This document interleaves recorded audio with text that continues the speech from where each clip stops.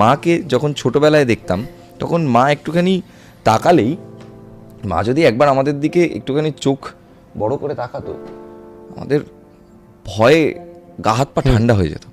এখন সেই মাই উল্টে আমাদেরকে ভয় পায় যে না না এখন বাবু কাজ করছে, এখন ওকে কোনো রকমভাবে ডিস্টার্ব করা যাবে না, এখন কোনো রকমভাবে ডিস্টার্ব করা যাবে না। আবার তুমি যখন মা তোমায় খেতে ডাকে, তুমি হয়তো খুব ব্যস্ত আছো, কিন্তু তাও তুমি খেতে চলে যাও এটা ভেবে যে আমি না খেলে তো মা খাচ্ছে না, বা মানুষটা বসে থাকবে, মানুষটা বসে আছে, বরং আমি খেয়ে নিই, আমার কাজটা 5 মিনিট বাদে করি, চাপ নেই। এইটুকুনি স্যাক্রিফাইস তো আমরা করতেই পারি। তো এই জিনিসগুলো না আমরা খুব মেটেরিয়াল হতে হতে ভুলে যাই।